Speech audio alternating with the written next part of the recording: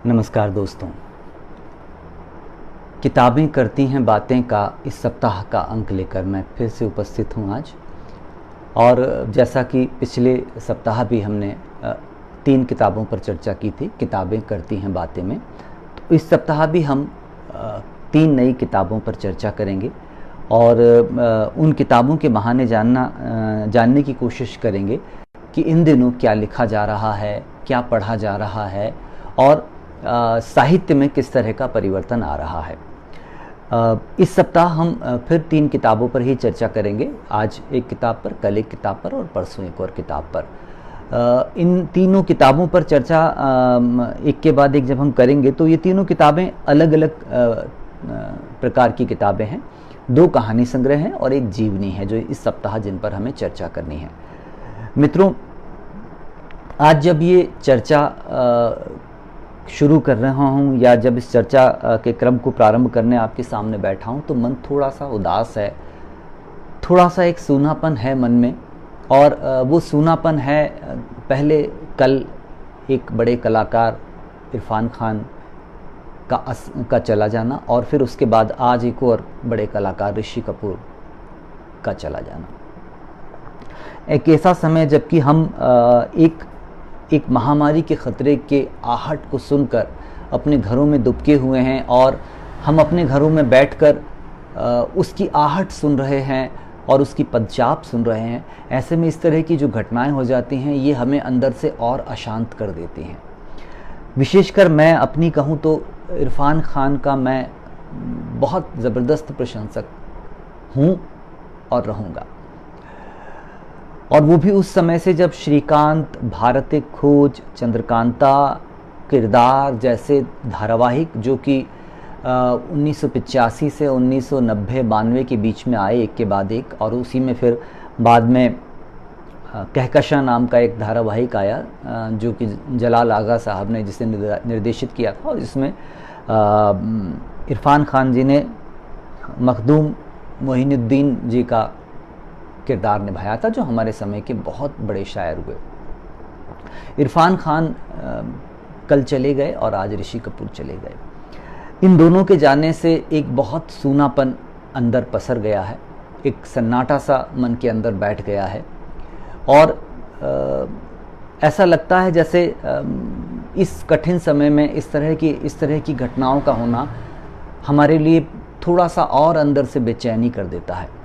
ये तो एक प्रकृति का नियम है कि सब अंततः सबको विदा लेना है यहाँ से, लेकिन जिस तरह से विदा कोई होता है वो थोड़ा सा कष्ट दे जाता है। इरफान खान और ऋषि कपूर को हम सब की ओर से श्रद्धांजलि, और बहुत सारे जो चाहने वाले हैं उनके लिए आज एक बड़ा शून्य पैदा हुआ। इरफान खान से पहले किसी कलाकार की मृत्यु ने मुझे जो परेशान किया था वो जगजीत सिंह जी ने। जगजीत सिंह का जाना भी एक बड़ा शून्य मेरे लिए पैदा करने जैसा रहा। और सुधा जी, हम सब उदास हैं, हम सब जो इरफान खान के अभिनय के चाहने वाले हैं, हम सब जो उनको तरह तरह के रूपों में देखते रहे और एक ऐसे कलाकार को देखते रहे जिसकी आंखें ही अभिनय कर देती थी। अगर वो स्वयं भी अभिनय ना करे तो उसकी आंखें सब कुछ कर देती थी। तो हम सब की ओर से उन्हें श्रद्धांजलि। उनकी फिल्में हम बरसों बरस तक देखते रहेंगे और उनकी उन आँखों का जादू हमारे सर पर हमेशा चढ़ा रहेगा। आज हम एक कहानी संग्रह पर चर्चा कर रहे हैं, जो मैंने बताया कि इस पूरे सप्ताह में हम जिन 3 किताबों पर अब चर्चा करेंगे उसमें से आज जिस किताब पर चर्चा की जानी है वो हमारे समय की एक बहुत महत्वपूर्ण कथाकार और संपादक हैं। वो पत्रकारिता से जुड़ी हुई हैं लेकिन लगातार पत्र पत्रिकाओं में संपादक के रूप में वो कार्य करती रही हैं और बहुत गुणी कथाकार हैं। आकांक्षा पारेख काशिव जी, ये उनका तीसरा कहानी संग्रह है पिघली हुई लड़की, जिस पर आज हम चर्चा करेंगे।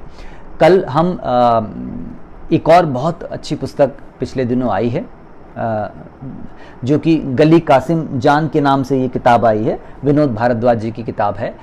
इस पर चर्चा करेंगे जो मिर्ज़ा गालिब की जीवनी है। ये एक अलग तरह की किताब है। और उसके बाद हम परसों एक और कहानी संग्रह, जो हमारे समय की एक और महत्वपूर्ण कथाकार और संयोग से वो भी बहुत गुणी पत्रकार हैं, योगिता यादव जी, उनका जो कहानी संग्रह नया आया है गलत पते की चिट्ठियाँ, उस पर चर्चा करेंगे। ये एक संयोग है कि इस बार हमारे पास जो तीनों लेखक हैं वो तीनों पत्रकार हैं। आकांक्षा पारेख आशु लंबे समय से पत्रकारिता कर रही हैं, विनोद भारद्वाज जी भी पत्रकार हैं और योगिता यादव जी भी पत्रकार हैं। तो ये एक संयोग है कि इस सप्ताह के तीनों लेखक पत्रकार हैं। आकांक्षा पारेख आशु जी का जो लेखन है वो लेखन इस तरह का है कि उनके लेखन में कहीं कोई जल्दबाजी नहीं है, वो समय के साथ कोई होड़ नहीं है उनकी, वो नितांत अपने तरीके से अपना लेखन करती हैं, जिसको कहते हैं बहुत सुकून में बैठकर लेखन करना। कहीं कोई जल्दबाजी नहीं है, कहीं कोई हड़बड़ी नहीं है, कहीं कोई पीछे छूट जाने की चिंता नहीं है और कहीं किसी दौड़ में बने रहने की बेचैनी नहीं है। ये इधर लेखकों में ये सारी चीज़ें बहुत कम दिखाई देती हैं। एक तरह की बेपरवाही है, एक तरह की लापरवाही है उनके अंदर, और वो लापरवाही लेकिन बहुत क्रिएटिव लापरवाही है। आकांक्षा पारेख आशु की कहानियाँ अचानक से आती हैं और हमको चौंका जाती हैं। उनकी कहानियाँ बहुत भूमिका के साथ नहीं आती हैं कि 1 महीने 1.5 महीने पहले से उनकी कहानियों की भूमिका बन जानी शुरू हो जाती हो और फिर उनकी कहानी आती हो। उनकी कहानियाँ बहुत दबे पाँव हमारे समय में प्रवेश करती हैं और जितने दबे पाँव से वो आती हैं उसके बाद उतनी ही तेज़ी से हलचल मचा देती हैं वो कहानियाँ। ये एक कलाकार के लिए बहुत बड़ी बात होती है कि वो इतना लो प्रोफाइल होकर अपना काम करता रहे, कि वो अपने लिखे पर चर्चा ना करे और कोई उसके लिखे पर चर्चा कर रहा है कि नहीं कर रहा है इस बात को लेकर भी कोई चिंता ना करे, लिखने के बाद भूल जाए कि मैंने क्या लिखा था और फिर उसके बाद में अपने काम में लग जाए। आकांक्षा पारेख आशु ये शायद उसी दुर्लभ प्रजाति के लेखकों में से एक हैं। वो उनके अंदर ये जो लापरवाही और बेपरवाही अपने लिखे हुए को लिख देने के बाद वाली, ये उनसे सीखने की ज़रूरत है। सीखने की ज़रूरत इसीलिए कह रहा हूँ मैं क्योंकि ये गुण शायद मुझ में भी नहीं है और हम मेरे समकालीन बहुत सारे लेखकों में ये गुण नहीं है कि हम अपने लिखे हुए पर लिख देने के बाद भी चिंतित रहते हैं कि अब ये जो लिखा हुआ है ये कहाँ तक पहुँचता है। तब आकांक्षा पारेख आशु जी की कहानियाँ जब इसी बीच आती हैं और अचानक एक कहानी हंस में छपती है और उसके लिए राजेंद्र यादव हंस कथा सम्मान मिल जाता है, उस कहानी को आप पढ़िए।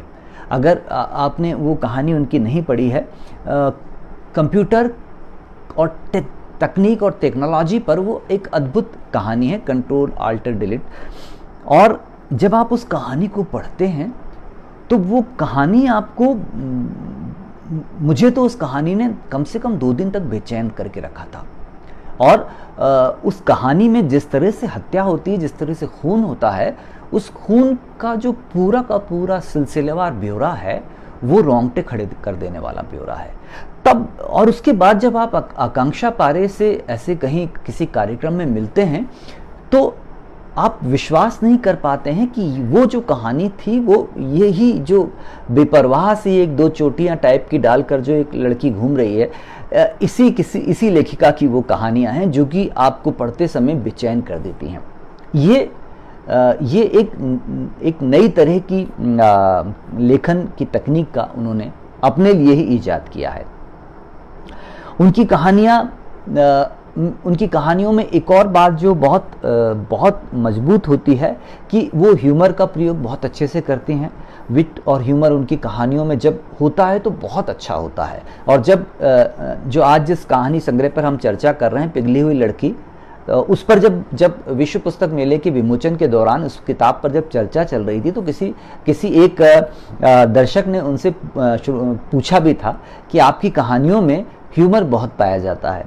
तो उन्होंने मेरी तरफ ही इशारा करके कहा था कि पंकज सुबीर खड़े हैं यहाँ पर, वो भी मालवा से आते हैं, मैं भी मालवा से आती हूँ, तो हम लोग जो मालवा वाले हैं हम बिना ह्यूमर किए कोई बात कह ही नहीं सकते हैं। ये बात बिल्कुल सच है। इधर जो मालवा अंचल है यहाँ पर ये एक गुण होता है कि जब भी आप कोई बात कहेंगे तो उसमें ह्यूमर होगा ही होगा।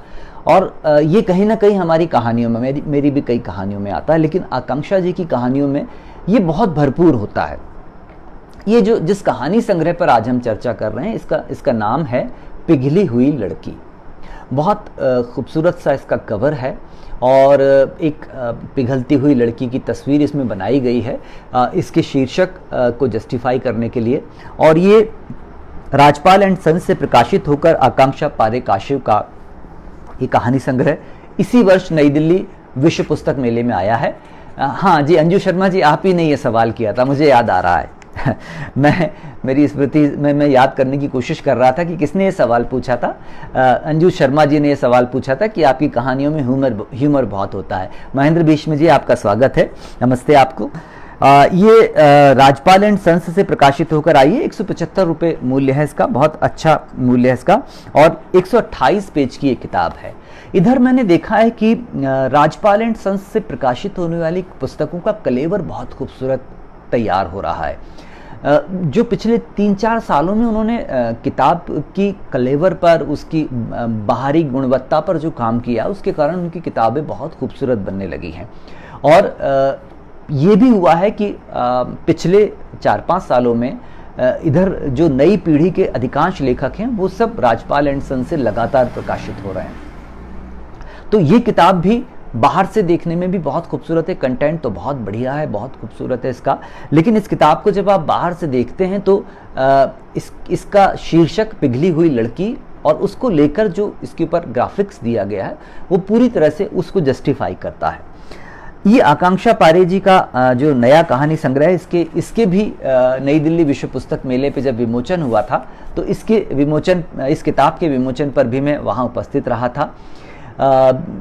संयोग ऐसा रहता है कि नई दिल्ली विश्व पुस्तक मेले में जब आप होते हैं तो आसपास जिन प्रकाशनों में जो समकालीन लेखकों की किताबों का विमोचन होता रहता है, तो हम कोशिश करते हैं कि वहाँ पहुँच जाएं। इसी बीच योगिता यादव जी जुड़ गई हैं हमारे साथ, जिनकी किताब पर हमें परसों चर्चा करनी है, और तेजराज गहलोत जी जुड़ गए हैं जो कि आकांक्षा पारेख जी की कहानियों के बड़े प्रशंसक हैं। तो ये समझ लें कि मैं भी आप ही के जैसा हूँ, मुझे भी आकांक्षा पारेख जी की कहानियाँ बहुत पसंद आती हैं। और बस उनसे शिकायत ये है कि बहुत कम लिखती हैं, बहुत दिनों बाद उनकी कहानियाँ पढ़ने को मिलती हैं।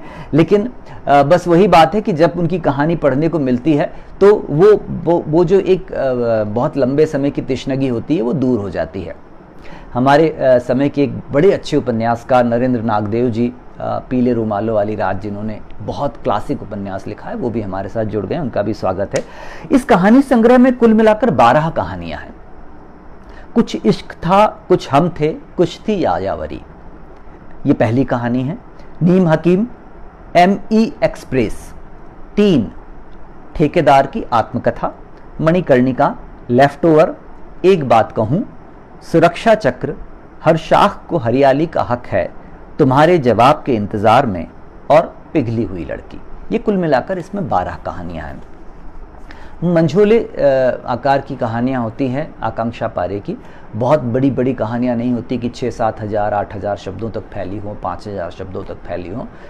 2-3 हज़ार शब्दों, ज़्यादा से ज़्यादा 4 हज़ार शब्दों में कहानी को समेट देती हैं। और बावजूद इसके उनकी कहानियों में पठनीयता पूरे इसमें बनी रहती है, विषय का निर्वाह पूरी तरह से होता है, और पाठक को एक मुकम्मल अंत तक वो पहुंचाती हैं। ये कहानियां जब आप पढ़ते हैं तो इन कहानियों की चर्चा करने से पहले मैं ये ज़रूर कहना चाहूँगा कि पहली बार एक कहानी संग्रह मेरे हाथ में ऐसा आया जिसकी 3 कहानियाँ बिल्कुल अलग तरह की कहानियाँ हैं।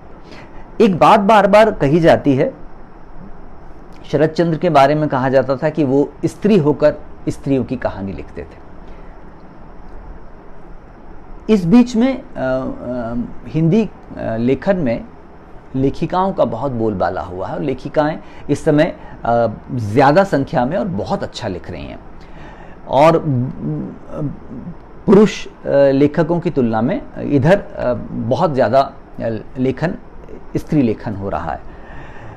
आकांक्षा पारेख के यहाँ इस कहानी संग्रह में 3 कहानियाँ ऐसी हैं जो उन्होंने पुरुष होकर लिखी हैं, और उन कहानियों को पढ़ते समय ये एक नया एंगल दिखाई देता है कहानियों में। जैसे एक कहानी है नीम हकीम। इस नीम हकीम में एक तो जो जिस ह्यूमर की वो बात करती हैं, वो ह्यूमर इस कहानी में चरम पर है और इसको पढ़ते समय वो पाठकों को गुदगुदाती हैं और बावजूद इसके कि वो एक गंभीर समस्या को लेकर चल रही हैं, एक सरोकार है जिसको लेकर वो लिख रही हैं, लेकिन उसके बावजूद भी वो अपने पाठक को वो छोटी छोटी घटनाओं से, छोटे छोटे टुकड़ों से उसे गुदगुदाती रहती हैं। ये बहुत अलग तरह की कहानी है। इसी तरह की एक और कहानी है लेफ्ट ओवर। जब आप लेफ्ट ओवर कहानी को पढ़ते हैं तो वहां भी वो पुरुष के मन का द्वंद्व और उसके अंदर जो कुछ घट रहा है, जो कुछ उसके अंदर चल रहा है, उसको बहुत कुशलता से आकांक्षा पारे ने इस कहानी में व्यक्त किया है। और तीसरी कहानी वो है ठेकेदार की आत्मकथा। ये ठेकेदार की आत्मकथा जो कहानी है, ये कहानी भ्रष्टाचार, राजनीतिक षड्यंत्रों और उसके बीच में पिस रहे एक लड़के की कहानी है जो दुर्भाग्य से ठेकेदार है, जो अमेरिका से पढ़कर लौटा है और बहुत कुछ करना चाहता है, लेकिन वो भ्रष्ट तंत्र में फंस जाता है। आपको याद आएगी फिल्म स्वदेश, जो आशुतोष गोवारिकर की एक फिल्म थी जिसमें शाहरुख खान ने काम किया था। इस कहानी को पढ़ते समय आपको वो पात्र भी याद आएगा। तो ये तीन कहानियां थोड़ी अलग तरह की कहानियां, थोड़ी अलग तरह की, मतलब ये पुरुष मन के द्वंद्व को बताती हैं। और ये जरूरी है, जो लेखिकाओं के जो संग्रह आते हैं उसमें ये चीज थोड़ी सी कम होती है कि वहां पर पुरुष मन के द्वंद्व या पुरुष के अंदर के उन गहवरों में झांकने का काम थोड़ा कम किया जाता है। प्रज्ञा पांडे जी, आपका स्वागत है। आपकी कहानियों पर हम चर्चा कर चुके हैं और आज हम आकांक्षा पारे जी की कहानियों पर चर्चा कर रहे हैं। तो उन कोठरियों को खोलने का काम आकांक्षा पारे ने इन तीन कहानियों में, बल्कि एक चौथी कहानी और है जो है एक बात कहूं, उसमें भी कहीं थोड़ा सा इस बात का पुट है। तो ये तीन चार कहानियां जो हैं इस संग्रह की मोनोटोनी को तोड़ती हैं कि ये सारी स्त्रियों की कहानियां नहीं हैं, ये समय और सरोकार की कहानियां हैं। यहां पात्र स्त्री या पुरुष नहीं होगा, यहां पर पात्र वो होगा जो समय को भोग रहा है और जो समय के द्वारा जो कठिन चुनौतियां पैदा की जा रही हैं उनको भोग रहा है, और उसके द्वंद्व का चित्रण लेखक कर रहा है, क्योंकि उसका सरोकार इसके साथ जुड़ा हुआ है, इस आम व्यक्ति के साथ उसका सरोकार जुड़ा हुआ है। तो ये समग्र देखा जाए, अगर इस कहानी संग्रह को समग्र रूप से देखा जाए, तो ये कहानी संग्रह कहीं किसी एक विमर्श का कहानी संग्रह नहीं है, ये स्त्री विमर्श का कहानी संग्रह नहीं है, ये किसी और विमर्श को लेकर नहीं चलता है, ये बहुत सारी चिंताओं का संग्रह है।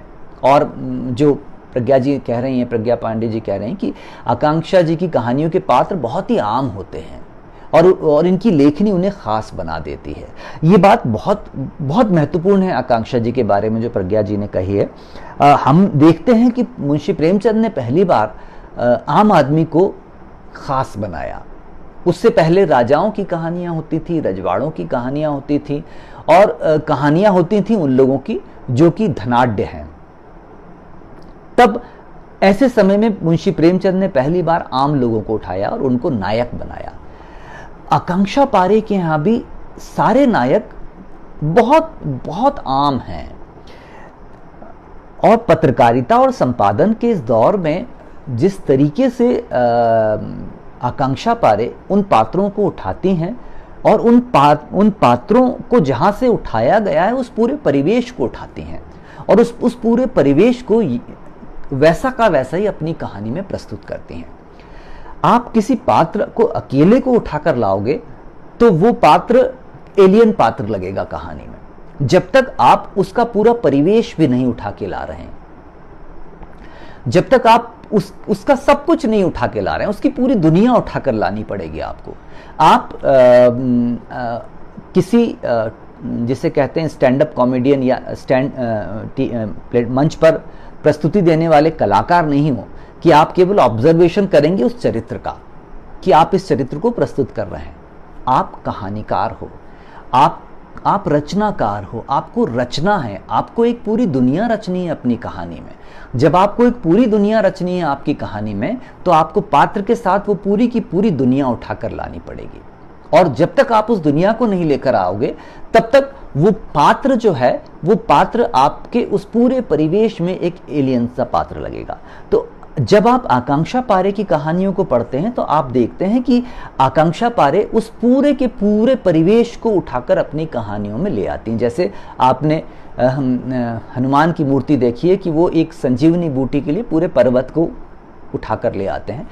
आकांक्षा पारे भी उस पर्वत की तरह पूरा का पूरा परिवेश अपनी कहानी में लेकर आती हैं, और इसीलिए वो पात्र बहुत वास्तविक लगते हैं, बहुत जीवित लगते हैं। वो पात्र ऐसे लगते हैं कि आप उन्हें छू सकते हैं, आप उनसे बातें कर सकते हैं। किसी कहानीकार की बहुत सफलता, बड़ी सफलता ये मानी जाती है कि उसके पात्र पाठक को जीवित लगें। वो अगर आंखें बंद करता है तो उसको ऐसा लगे कि ये पात्र यहाँ से उठकर वहां गया। जो कहानीकार ने बताया कि पात्र चलकर गया, तो जब वो आंखें बंद करे तो उसके सामने दृश्य उभरे और उस दृश्य में वो पात्र चलता हुआ दिखाई दे, और वो पूरे दृश्य की सारी चीजें बने उसमें कि ये जो कुर्सी है यहाँ रखी थी, वो यहाँ से उठकर उस दरवाजे से बाहर निकला है। ये सारी चीजें आपको आकांक्षा पारे की कहानियों में मिलती हैं। वो सारे दृश्य मिलते हैं और बहुत जीवित दृश्य मिलते हैं। ये कहानियां अपने समय की सारी चिंताओं को समेटे हुए हैं। इन कहानियों में टेक्नोलॉजी से आ रही जो गंदगी है वो है। इन कहानियों में अकेलेपन की पीड़ा है कि विवाह नहीं हो पा रहा है, तो जो अकेलेपन की पीड़ा है वो है। इनमें वृद्धों की समस्याएं हैं कि वृद्धों का जो अकेलापन है वो कैसे है। बिन ब्याह के माँ बन जाना और उस चुनौती को स्वीकार कर लेना, वो इन कहानियों में है। बलात्कार जैसा हमारे समाज का, हमारे समय का सबसे बड़ा दंश, उस पर चर्चा है और उस पर अद्भुत कहानी लिखी गई है, बहुत अद्भुत कहानी लिखी गई है, उस पर मैं चर्चा करूंगा आपको। और दलित विमर्श जैसी भी एक कहानी है, और साथ में जो इस कहानी संग्रह की शीर्षक कहानी है, पिघली हुई लड़की। ये एसिड अटैक झेलने वाली एक लड़की की कहानी है। हमारे समय की एक और अच्छी कहानीकार, उपन्यासकार, एक और प्रज्ञा हमारे साथ जुड़ गई हैं, प्रज्ञा रोहिणी जी, उनका स्वागत है। प्रज्ञा पांडे जी हमारे साथ बनी हुई हैं, प्रज्ञा रोहिणी जी हमारे साथ जुड़ गई हैं। तो एसिड अटैक पर ऐसी कहानी बहुत अद्भुत कहानी है। बल्कि मैं तो बहुत सारे अच्छे गुणी संपादक जैसे लोग जुड़े हुए हैं, तो मैं ज़रूर ये बात कहना चाहूँगा कि एसिड अटैक पर लिखी गई सारी कहानियों का एक संकलन तैयार किया जाए। ऐसी सारी कहानियाँ जो कि लड़कियों पर जो एसिड अटैक की दुर्भाग्यपूर्ण और नृशंस और बर्बर घटनाएं हुई हैं, उन घटनाओं पर जो कहानियाँ लिखी गई हैं, उन सब कहानियों का एक संकलन तैयार किया जाए। वो बहुत ज़रूरी काम है। और चूँकि यहाँ बहुत सारे संपादक जुड़े हैं, तो जो अच्छा काम कर रहे हैं, तो अगर कोई स्त्री संपादक होंगी तो ये बहुत अच्छा होगा कि जैसे इसमें पिघली हुई लड़की एक कहानी है, इस तरह की और कहानियाँ तलाश की जाएं और उन सबको एक संकलन में लाया जाए। इस संकलन को पढ़ते हुए आकांक्षा पारे का रेंज पता चलता है। सुधा ओमडिग्रा जी, अगर आप संपादन करें तो बहुत अच्छी बात है, आप शुरू कीजिए इसको कि एसिड अटैक को लेकर जितनी भी कहानियां लिखी गई हैं, जो लेखक यहाँ जुड़े हुए हैं, वो अगर उन्होंने कोई एसिड अटैक पर कोई कहानी लिखी है तो वो ज़रूर भेजें और उसको लेकर एक संकलन तैयार हो। प्रज्ञा रोहिणी जी, आपको सुझाव पसंद आया, तो अगर आपकी भी कोई कहानी है तो बिल्कुल उसको साझा करें। ये एक अलग तरह का प्रयोग होगा। इस कहानी संग्रह को पढ़ते समय, असल में जब भी आप किसी भी कहानी संग्रह को पढ़ते हैं, आप किसी एक कहानीकार के नहीं, आप कोई भी कहानी संग्रह जब उठाकर पढ़ते हैं, तो उस कहानी संग्रह को पढ़ते समय जो मेरे दिमाग में सबसे पहला प्रश्न उठता है कि उसकी रेंज कितनी है, उस कथाकार की रेंज कितनी है। हमारे मालवा में एक कहावत चलती है, मालवा कहावतों का बड़ा भंडार है, और मेरी कहानियों में कई बार जो कहावतें आती हैं वो मालवा से आती हैं। तो मालवा में एक कहावत है, अंधा चूहा घट्टी के आसपास। पहले घट्टी होती थी, अब काफ़ी सारे सुझाव आ रहे हैं, प्रज्ञा पांडे जी का, योगिता यादव जी का, अंजू शर्मा जी का। आप सब मदद करिए और इस विषय पर एक संकलन शीघ्र लाते हैं एसिड अटैक की कहानियों पर। सुधा ओम ढिंगरा जी अगर संपादन कर लें तो ये सब लेखिकाएं मिलकर उस संकलन को पूरा कर सकते हैं। तो वो अंधा चूहा घट्टी मतलब वो पहले जो आटा, जो गेहूं जो पीसा जाता था वो घर में ही पीसा जाता था, और अगर कोई चूहा अगर अंधा हो गया है तो वो पूरे समय घट्टी के आसपास बना रहता था। एक लेखक को जब आप किसी कहानी संग्रह में उसके उतरते हैं तो आपको सबसे पहले नजर इस पर डालनी पड़ती है कि वो किसी एक धुरी के आसपास तो नहीं घूम रहा है, उसकी रेंज कितनी है, वो कितनी दूर तक जाकर अपनी परवाज फैला रहा है। और जब आप उस रेंज को देखते हैं कि उसके पास कितनी रेंज है, तब वो कहानी संग्रह आपको पसंद आना शुरू करता है। किसी भी कहानी संग्रह की रेंज का मतलब ये होता है कि उसके पास में विषय कितने हैं, कितने विषयों पर वो लिख रहा है, और उन विषयों में पात्रों का जो स्ट्रक्चर है वो कितना भिन्न भिन्न आ रहा है। कहीं ऐसा तो नहीं कि विषय तो अलग अलग हो रहे हैं लेकिन पात्र कमोबेश एक जैसा व्यवहार कर रहे हैं। आकांक्षा पारे की इस कहानी संग्रह को पढ़ते हुए आप देखते हैं कि इसमें हर कहानी जो दूसरी कहानी आती है वो पिछली कहानी से अपने आप को बिल्कुल अलग करके लाती है। और जो इसकी जो पहली कहानी, कुछ इश्क था कुछ हम थे कुछ थी यायावरी, ये भी पुरुष मन की कहानी है, अनिकेत की कहानी है। और इस कहानी को पढ़ते समय, ये कहानी शुरुआत जब होती है तब आपको लगता नहीं कि ये कहानी इस दिशा में जाएगी, लेकिन ठीक मध्य में आने के बाद में ये कहानी जैसे करवट बदल लेती है। और जब ये करवट बदलती है तो ये आपको बहुत गहरे तक उदास कर देती है, बहुत गहरे तक उदास करती है। अनिकेत के पिता के अकेलेपन को लेखिका ने जिस तरीके से शब्द दिए हैं, अद्भुत है। जब मैं यतीन्द्र मिश्र जी के उस अख्तरी किताब पर जब मैं लाइव कर रहा था तो उसमें नीचे एक कमेंट आया है किसी सज्जन का कि आप प्रशंसा बहुत करते हैं। दोस्तों, मुझे समझ में नहीं आया कि उस कमेंट मैंने उन्हें 3-4 बार उत्तर दिया उसका, पर वो अपनी उस पर डटे रहे। मुझे लगता है कि अगर कोई चीज़ अच्छी लग रही है, मैंने पहले भी कहा है, मैं फिर से आज कह रहा हूँ कि अगर मुझे कोई चीज़ अच्छी लग रही है और मैं चाहता हूँ उस कलाकार को प्रशंसा देना,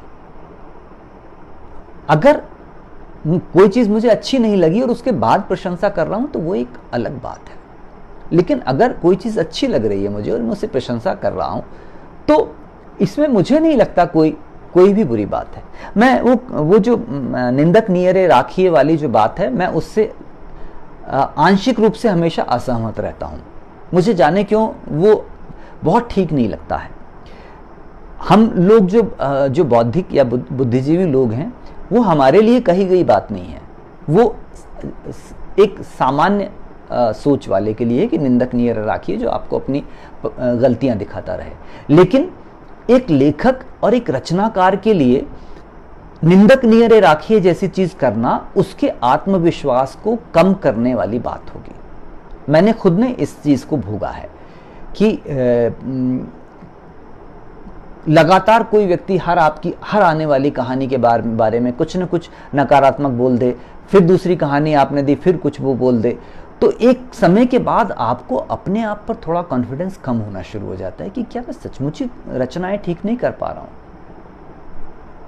तब मुझे लगता है कि निंदक नीरे राखिए जैसी चीजें पुरानी बात है, और किसी रचनाकार के लिए निंदक नीरे राखिए को पर विश्वास नहीं करना चाहिए।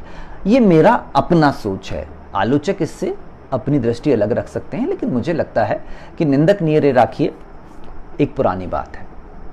तब मैं फिर इस कहानी पर लौटता हूं, क्योंकि मुझे जहां प्रशंसा करने की इच्छा, आप देखिए मैं थोड़ा सा बार बार बातचीत का क्रम बदलकर कहीं और ले जाता हूं।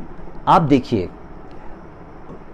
उर्दू में शायरी की एक बड़ी महान परंपरा है, बहुत महान परंपरा, कहां से शुरुआत करके कहां तक चली आ रही है, और समृद्ध परंपरा है। आज भी जब हम कोट करने के लिए किसी कविता की तलाश करते हैं तो हम शेरो शायरी के पास जाते हैं। आप ध्यान दीजिए उस समृद्ध परंपरा के पीछे क्या खड़ा हुआ है। उसके पीछे वो दाद, वो वाहवाह और वो सारी चीजें हैं जो उस शायर के आत्मबल को बढ़ाने का काम करती हैं, और उन्हीं से समृद्ध होकर वो अगली बार और अच्छी शायरी लेकर आता है। अगर आप में से जो लोग मुशायरों में जाने के आदी रहे हों, मैं तो बहुत जाता रहा हूँ, इन दिनों थोड़ा कम हूँ, लेकिन जब आप किसी मुशायरे में एक शेर पढ़ते हैं और उसके ऊपर जब एकदम सारी जनता की जिस समय दाद आती है, तो उस समय आप ऐसा लगता है जैसे आप आसमान पर हैं। और जब आप अगली बार उसी जनता के सामने जा रहे होते हैं तो आपके दिमाग में होता है कि यार इस जनता ने हमें आसमान पर बिठाया था, अब जहां हमने बिठाया था उस लेवल का लिखकर फिर से ले जाना है इसके सामने। तो ये आपके आत्मबल को बढ़ाता है। मुझे नहीं लगता कि प्रशंसा किसी रचनाकार के लिए नुकसान का काम करती है। मैं तो इस पर बिल्कुल विश्वास नहीं करता हूं। मैं बार बार कह रहा हूं कि विनीता जी आप मुझसे सहमत हैं, धन्यवाद बहुत बहुत, क्योंकि इससे असहमत होने वाले बहुत सारे लोग आएंगे जो कहेंगे कि नहीं रचनाकार को तो प्रशंसा नहीं सुननी चाहिए। क्यों नहीं सुने? मेरा ये कहना है कि रचनाकार प्रशंसा क्यों नहीं सुने, और वो क्यों हर बार आलोचना ही सुने। ये सब पुरानी बातें हैं। फिर मैं कहता हूं आप उर्दू शायरी की परंपरा में जाइए और वहां ये भी देखिए कि अगर कोई चीज कमजोर पढ़ दी गई है या गलत पढ़ दी गई है तो उस पर दाद या वाह वाह बिल्कुल नहीं आती है। तो ये तमीज भी है वहां पर, और वो तमीज हमारे यहाँ हिंदी साहित्य में भी है कि हम भी गलत चीजों में हवा नहीं भरेंगे, लेकिन जिनकी प्रशंसा की जानी है उसकी प्रशंसा जरूर करेंगे। और आप वो जरूर सुनिए। आकांक्षा ने जो मां के चले जाने के बाद पिता का अकेलापन, पिता जिससे पुत्र नफरत करता है कि शायद उसकी मां की मौत के पीछे उसके पिता का हाथ है, और उसके कारण वो पिता से मिलने भी नहीं चाह रहा है। और बहन की चिट्ठी में पिता का या बहन जब मिलने आती तो उसे बताती है, बहन ने ही बताया था कि पिता ने चौपड़ खेलना बिल्कुल बंद कर दिया है, वह उसे अकेला छोड़ते ही नहीं है। बहन को जब तक वो स्कूल में रहती है पिता बाहर खाट पर अकेले बैठे रहते हैं, जैसे ही वो घर में घुसती है तुरंत भीतर चले आते हैं। कोई बर्तन गिर जाए तो चौंक कर दौड़ते हुए वहां पहुंच जाते हैं, जरा देर ना दिखूं तो आवाज लगाकर पूछते हैं मैं ठीक हूं या नहीं। बहन ने मासूमियत के साथ उससे पूछा था, पापा पागल तो नहीं हो गए ना भैया? पापा छुप छुप कर मां की साड़ियों को हमेशा फैलाते रहते हैं, फिर उन्हें तह कर अलमारी में रख देते हैं। यह दृश्य बहुत कमाल का रचा है। उस लड़के के हृदय परिवर्तन। प्रज्ञा जी, मैं आपकी बात से बिल्कुल सहमत हूँ। मत्सरी वाले आलोचकों की सचमुच आज भी कमी नहीं है, और जो जानबूझकर आपको नीचे गिराने की कोशिश करते हैं, मुझे लगता है कि ये सब चीज़ें, इनसे हिंदी साहित्य का समग्र रूप से नुकसान हो रहा है और इन सब से बाहर आने की ज़रूरत है।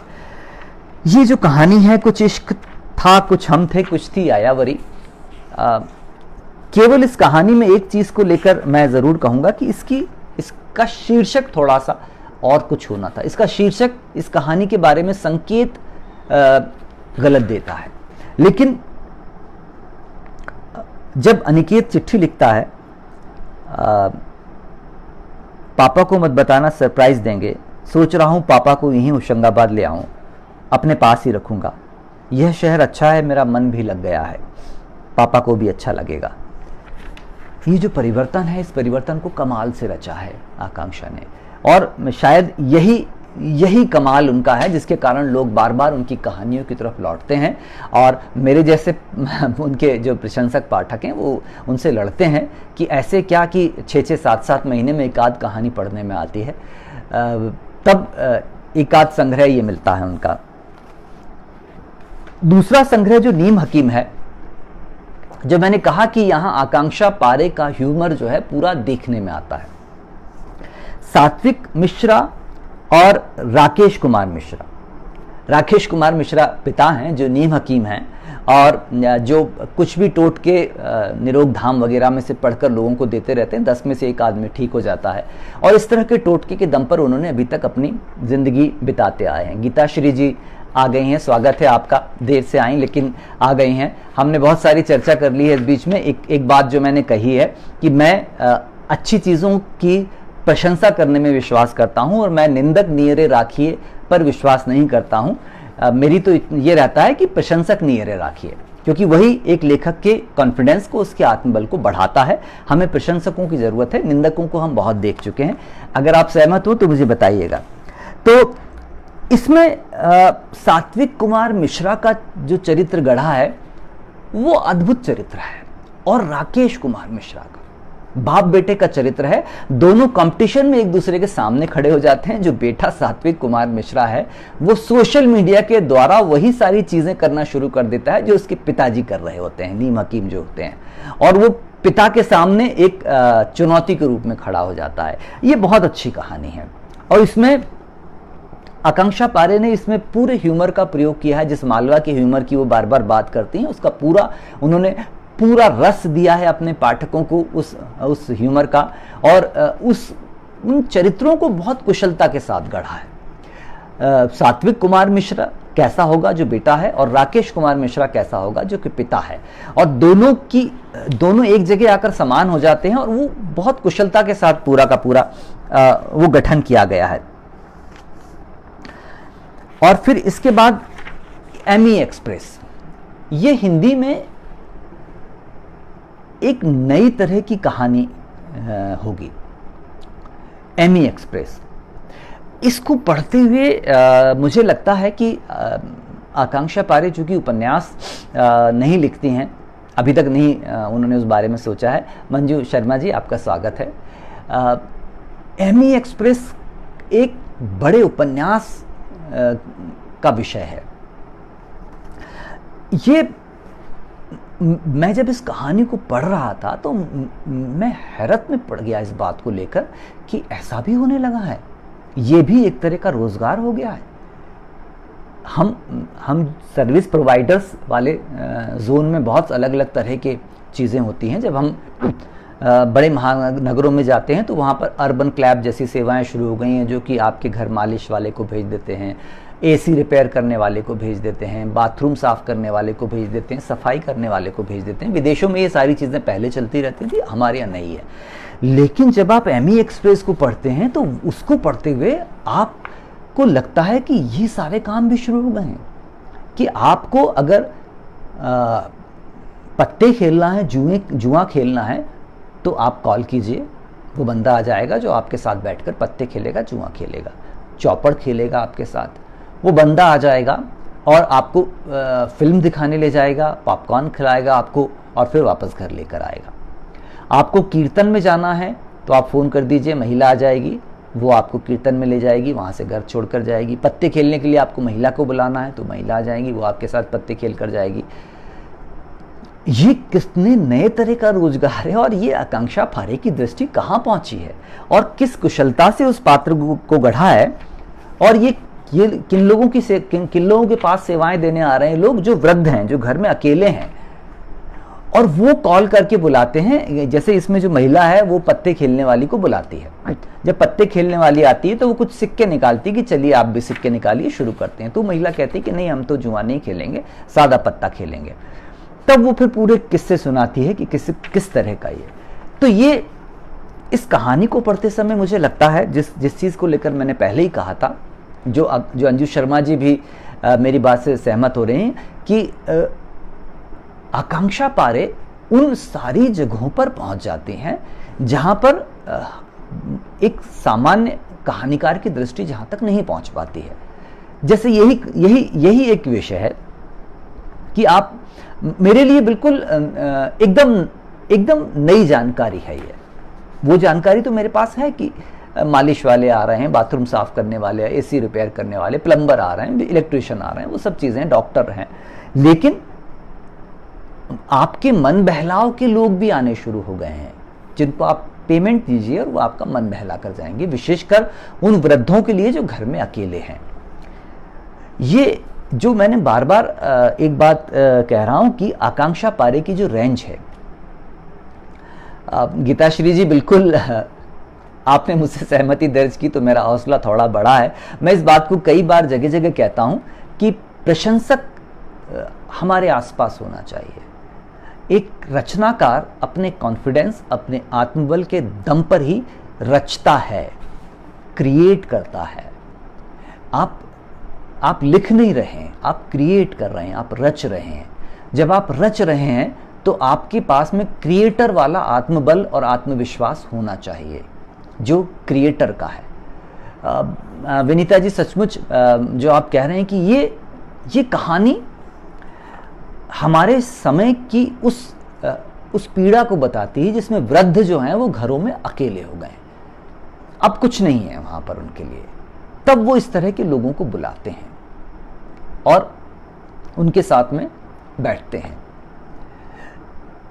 बहुत सारे अस्पतालों में अगर आप जाएंगे तो उनमें आपको ये व्यवस्था मिलेगी कि वहां पर कुछ 5 स्टार रूम्स बने हुए हैं जिसमें कुछ बुजुर्ग लोगों को परमानेंट रखा गया। उनके बच्चे जो हैं विदेशों में सेटल्ड हैं, वहां से डॉलरों में पैसा भेज देते हैं उनके पास, अस्पतालों के पास, और वो वृद्ध वहां बने रहते हैं लगातार।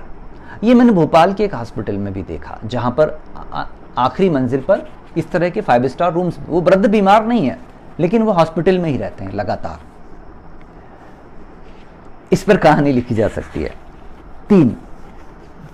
तीन कहानी, ये एक कमजोर नायिका की कहानी है।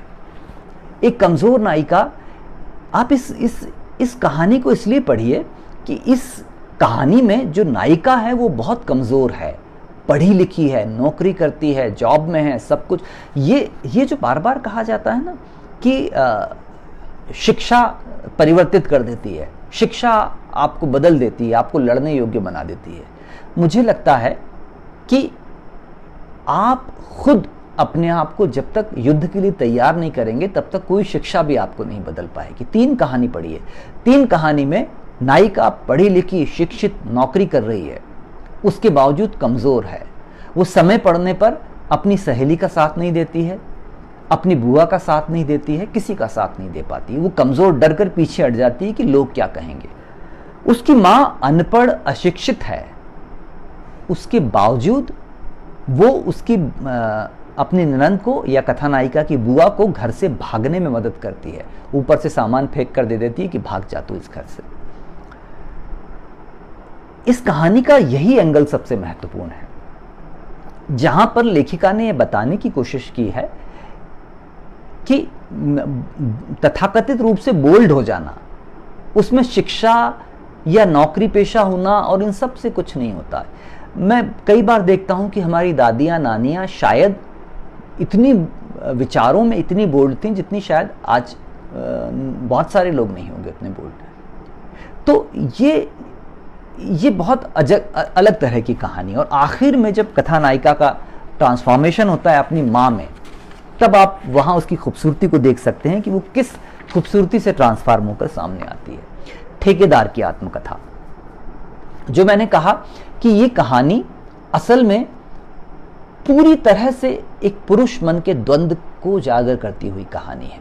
यहाँ ठेकेदार जो रेलवे में ठेकेदारी कर रहा है, और मैं हैरत में हूँ कि आकांक्षा पारे ने रेलवे के पूरे भ्रष्ट तंत्र की एक एक कड़ी को इतनी कुशलता से खोला है कि इस टेबल पर इस तरह का भ्रष्टाचार होगा, इस टेबल पर इस तरह का भ्रष्टाचार होगा, फिर यूनियन जो लेबर यूनियन है वो किस तरह का भ्रष्टाचार करती है, और अलग अलग लेवल पर किस किस प्रकार से भ्रष्टाचार होता है, और वो जो इंजीनियर है वो इंजीनियर किस तरीके से उस सारे भ्रष्टाचार के चक्र में फंसता है जो अमेरिका से पढ़कर लौटा है।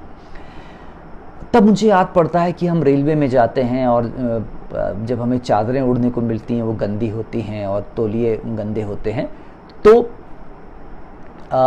वो कहीं ना कहीं इसमें उसका पूरा संकेत मिलता है। आप ठेकेदार की आत्मकथा पढ़िए, और यहाँ पर आकांक्षा पारे की सूक्ष्म दृष्टि के लिए एक बार फोन करके दाद दीजिएगा जब आप इस कहानी को पढ़ें।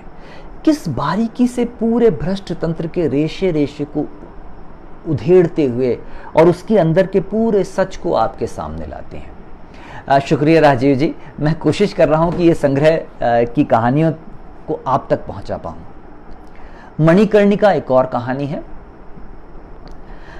मणिकर्णिका भी ऑब्जर्वेशन की कहानी है। शीतल, शोभा, रूपाली और निर्मला, ये 4 घरों में काम करने वाली लड़कियां हैं जिनको काम करने के लिए दूर जाना पड़ता है। बसों से जाती हैं, फिर पैदल जाती हैं, अक्सर काम पर लेट पहुंचती हैं और बहुत सारी समस्याएं होती है। तो ये चुपचाप से मोटरसाइकिल चलाना सीखती हैं कि मोटरसाइकिल चलाना सीख जाएंगी तो हम फिर मोटरसाइकिल से जाया करेंगे। फिर उनमें से एक के जिस घर में एक काम करती है रूपाली, उसकी घर की जो मालकिन है वो घर में एक पुरानी मोटरसाइकिल पड़ी वो दे देती कि चल तू ये ले जा, तो इससे तू जल्दी आ जाया करेगी। तो वो मोटरसाइकिल से आना जाना भी शुरू कर देती हैं। कहानी ऊपर से सतह पे देखें तो बहुत सामान्य सी कहानी है, लेकिन ये कहानी बताती है कि एक लड़की के आत्मविश्वास को आप अगर अप करना चाहते हैं, उठाना चाहते हैं, तो आपको कहां कहां क्या क्या काम करना पड़ेगा। और इसी के बाद आप देखते हैं कि जब रूपाली मोटरसाइकिल चलाना सीख जाती है, उसके बाद जब जब वो और शीतल एक मोटरसाइकिल पर आ रहे होते हैं तो एक लड़का उन्हें छेड़ता है। तो वो जिस तरह से 360 डिग्री पर मोटरसाइकिल पांव पर रखकर घुमाती है, वो दृश्य कमाल का रचा है। ऐसा लगता है कि जैसे हम दक्षिण की किसी फिल्म को देख रहे हैं। और घूमकर और फिर आकर उस लड़के की पिटाई करती है। हमारे समय के बड़े अच्छे व्यंग्यकार और डॉक्टर ज्ञान चतुर्वेदी सम्मान से सम्मानित कैलाश मंडलेकर जी खंडवा से जुड़ गए हैं, आपका स्वागत है। उस दृश्य में वो रूपाली जिस तरह से पिटाई करती है उस सौदे की, आप उस दृश्य को देखिए।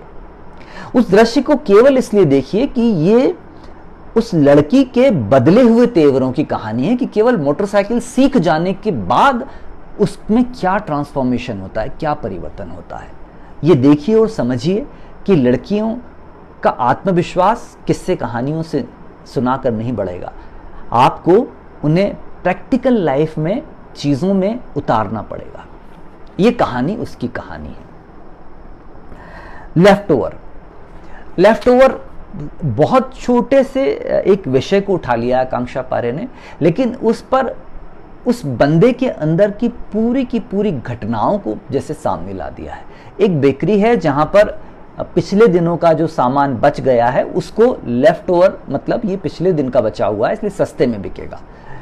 अब सस्ते में बेचा जाता है, एक दिन सेल लगती है और उस सेल वाले दिन बेकरी में सारा लेफ्ट ओवर बेचा जाता है और अच्छा बिकता है क्योंकि लोग उसे भी खरीदते हैं, सस्ता होता है। जो बेकरी में काम करने वाला बंदा है उसकी भी उम्र हो गई है लेकिन उसकी शादी नहीं हो रही है।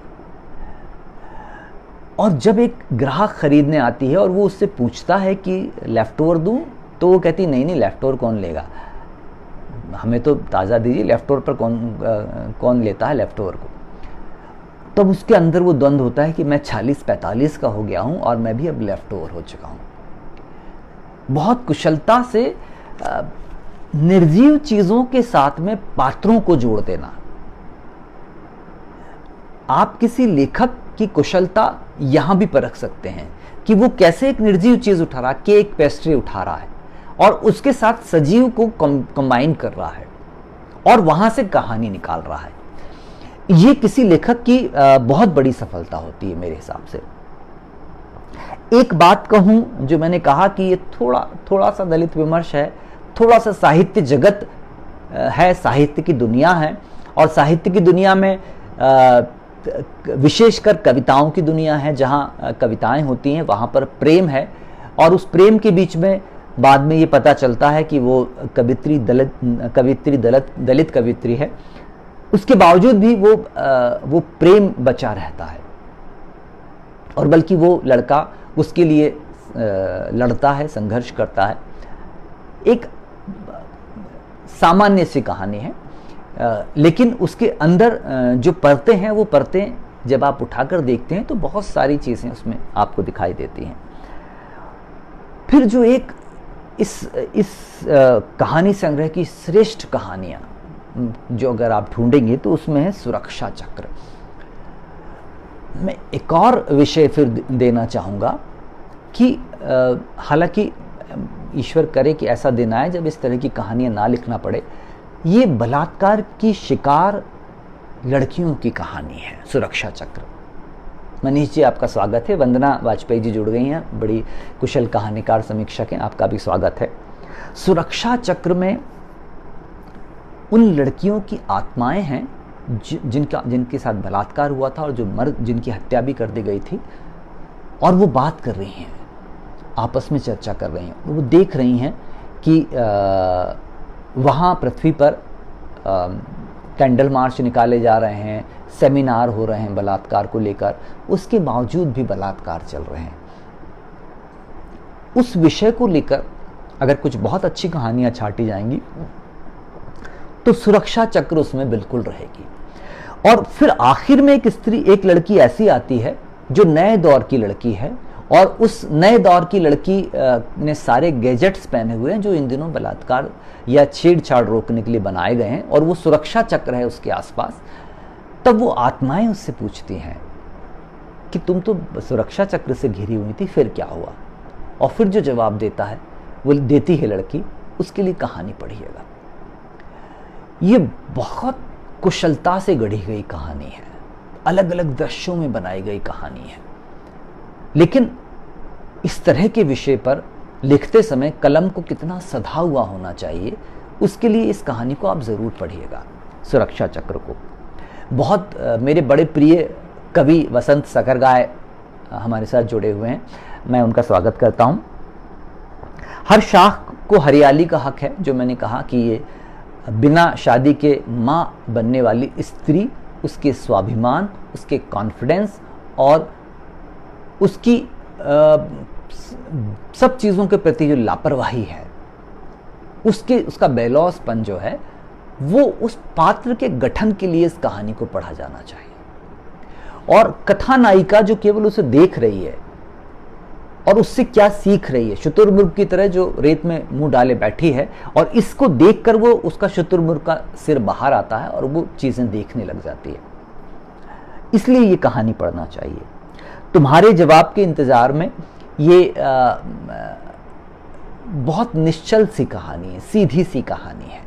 कॉलेज के दोस्तों के रीयूनियन तो नहीं, लेकिन बरसों बाद फिर से मिलने की कहानी है, उन स्मृतियों के कुरेदे जाने की कहानी है। और फिर अंत में यह कि चीज़ें बदलती नहीं हैं, बच्चे बदले नहीं हैं। जो एक चीज़ मुझे अच्छी लगी कि जो जिन बच्चों को पहले जो चीज़ें अच्छी लगती थी, ये आकर आज भी वही चीज़ें सुनाता है, तो आज के बच्चे भी तालियां बजाते हैं। तो जो हम कहते हैं ना कि लोग बदल गए, नहीं, लोग नहीं बदले हैं, हमने चीज़ें देना बंद कर दिया है।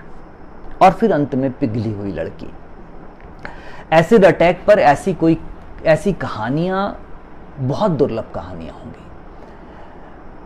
आकांक्षा पारे ने उस लड़की की पीड़ा, उसकी तकलीफ, और फिर अंत में रति, उसका नाम रति है, वो जिस तरह से आखिरी दृश्य में उपस्थित होती है राखी के सामने, राखी पर भी एसिड गिरता है, इस पर भी गिरता है। राखी भी आकांक्षा की दो तीन कहानियों में नायिका कायर है, डरपोक है, जैसे पिघली हुई लड़की में भी है, और हर शाख को हरियाली का हक है उसमें भी है, 3 में भी है। बड़ी भीरू नायिका है, लेकिन उसका ट्रांसफॉर्मेशन फिर बाद में दिखाई देता है। पिघली हुई लड़की एक ऐसी कहानी है जो हर कहानीकार अपने जीवन में कुछ कहानियां लिखना चाहता है जो कि बरसों बरस तक याद की जाएं। असल में मेरा ऐसा मानना है कि एक कहानीकार या एक रचनाकार केवल किसी चीज को नहीं रचता है, केवल किसी रचना को नहीं रचता है, वो अपने समय के इतिहास को लिखता है। वो लिखता है कि जब वो लिख रहा था उस समय क्या चल रहा था, उस समय क्या घट रहा था, उस समय के सरोकार क्या थे, उस समय का समाज कैसा था, उस समय के लोग कैसे थे, उस समय क्या हो रहा था। और जब आगे भविष्य में जाकर कोई व्यक्ति इतिहास लेखन करेगा तो वो उन रचनाओं को पढ़ के समझने की कोशिश करेगा कि उस दौर में चल क्या रहा था, उस दौर में हो क्या रहा था। और ये जो इतिहास लेखन है, वो इतिहास लेखन इस कहानी संग्रह में जगह जगह दिखाई देता है। इसमें इस कहानी संग्रह में आपको एसिड अटैक है, इसमें बलात्कार की शिकार लड़की है, और इसमें कई अलग अलग तरह की चीज़ें, जैसे एमी एक्सप्रेस में वो जो नया रोजगार निकला है जिसमें घर आकर मन बहलाना वृद्धों का। तो जब आप आज से 50 साल बाद इस कहानी संग्रह को उठाकर पढ़ रहे होंगे, तब आप सोचेंगे कि उस दौर में क्या क्या हो रहा था। साथ लिखने में लगा हुआ था। तो ये सारी चीजें जो हैं, ये आकांक्षा पारे की कहानियों में साफ साफ दिखाई देती हैं, बहुत अच्छे से दिखाई देती हैं। आकांक्षा पारे, जो मैंने कहा कि आकांक्षा पारे के पास में एक समृद्ध भाषा है, जिस भाषा में बहुत अच्छा ह्यूमर का पुट आता है, बहुत कुशलता के साथ वो उन चीज़ों को जोड़ देती हैं जिससे कथारस बढ़ता है। और वो जो कथारस, जो बढ़ा हुआ कथारस होता है, वो निश्चित रूप से पाठक को पसंद आता है। एक पाठक जब कुछ अतिरिक्त कथारस के साथ कहानियाँ पढ़ता है तो उसके लिए उसको कहते हैं कि वो एक बोनस होता है, कि कहानी तो पढ़ रहा है वो, लेकिन कथारस के साथ कहानी पढ़ना मतलब वो एक बोनस है। तो वो बोनस आकांक्षा पारे की सारी कहानियों में मौजूद रहता है। और वो बहुत आम पात्रों को उठाती हैं। वो जैसे टहलते हुए ज़िंदगी से कोई पात्र उठा लेती हैं, उसे अपनी कहानी में ले आती हैं, फिर उसका परिवेश एक एक करके उठाती हैं, उसको ले आती हैं, उसके संवाद उठाकर ले आती हैं, उसकी भाषा उठाकर ले आती हैं, और वो पूरा का पूरा, जिसे कहते हैं कि एक दृश्यावली उत्पन्न कर देती हैं। जैसे आप कोई मूवी देख रहे हो, जैसे आप कोई थिएटर में बैठकर कोई नाटक देख रहे हो, जैसे आप किसी की जिंदगी देख रहे हो। एक कहानीकार के लिए सबसे ज़रूरी होता है कि वो अपने पात्र की कहानी ना सुनाए, वो अपने पात्र की ज़िंदगी अपने पाठक को दिखा दे कि ये मेरा पात्र है और ये इसकी ज़िंदगी है। इस ज़िंदगी को आप देखिए, और इस ज़िंदगी में ये सरोकार हैं, इस ज़िंदगी में ये परेशानियां हैं, इस ज़िंदगी में ये चिंताएं हैं। और जब पाठक उन चिंताओं को, उन परेशानियों को देखता है, तो उसके मन में कहीं ना कहीं ये आता है कि इसमें से बहुत सारी चिंताएं, बहुत सारी परेशानियां तो मेरी भी हैं। और जो वंदना वाजपेयी जी कह रही हैं उससे मैं सहमत हूं कि भाषा पर जो पकड़ है आकांक्षा पारे जी के पास, वो पकड़ पाठक को बांध लेती है। और जब वो कहानी पढ़ना शुरू करता है तो वो कहानी के अंत तक पहुंचे बिना रुकता नहीं है। जिस कहानी की मैंने प्रारंभ में चर्चा की, जिसके लिए उन्हें हंस कथा सम्मान मिला था, कंट्रोल अल्टर डिलीट, जो उनकी बहुत चर्चित और बहुत प्रशंसित और बहुत खूबसूरत कहानी है, उस कहानी में भाषा का आप इस्तेमाल देखिए। भाषा आपके हाथ में एक ऐसा उपकरण है जिसके द्वारा आप ऐसी दुनिया रच सकते हैं जो कि जिसके अंदर धड़कन हो, जिसके अंदर सांसें हो, जो जिंदा हो। और जब कोई कहानीकार जिंदा कहानियाँ रचने लग जाए तो समझ लेना चाहिए कि उसने अपने समय को बहुत कुशलता से पहचान लिया है, बहुत अच्छे से जान लिया है। तो आकांक्षा पारे की ये जो कहानियाँ हैं, इन कहानियों को आप, अगर आपके पास ये संग्रह आप नई दिल्ली विश्व पुस्तक मेले से खरीद कर ले आए हैं तो इन कहानियों को ज़रूर पढ़िए। राजपाल एंड सन्स से प्रकाशित होकर आया ये हमारे समय की बहुत अच्छी कहानीकार आकांक्षा पारे काशिव का कहानी संग्रह है पिघली हुई लड़की, जिसमें 12 कहानियाँ हैं और मैं आपको विश्वास दिलाता हूँ कि 12 की 12 कहानियाँ आपको निराश नहीं करेंगी। ये सारी कहानियाँ आपको उस दुनिया में ले जाएंगी जो दुनिया हमारी दुनिया है, जो आम लोगों की दुनिया है, जो आम इंसानों की दुनिया है, जिसको अंग्रेज़ी में कॉमन मैन कहा जाता है। तो उनकी कहानी पढ़िए, अपनी कहानी पढ़िए इस संग्रह में जिसका नाम है पिघली हुई लड़की। कल हम एक और किताब के साथ फिर मिलेंगे, फिर बात करेंगे। तब तक के लिए अपना ध्यान रखिए, अपने स्वास्थ्य का ध्यान रखिए, परिजनों का ध्यान रखिए। अभी थोड़ा कठिन समय है, शायद और कुछ कठिन समय है, लेकिन ये बीतेगा और फिर हम ज़िंदगी को पटरी पर लौटते हुए देखेंगे। कुछ घटनाएं हो रही हैं, जैसे 2 बड़े लोगों का अचानक चले जाना, ये सब हमें खिन्न कर रहे हैं, उदास कर रहे हैं, लेकिन यही समय है और इसी समय से जूझ कर हमें बाहर निकलना है। तो अपना बहुत ध्यान रखिए और कल हम फिर से मिलते हैं एक और किताब के साथ। नमस्कार।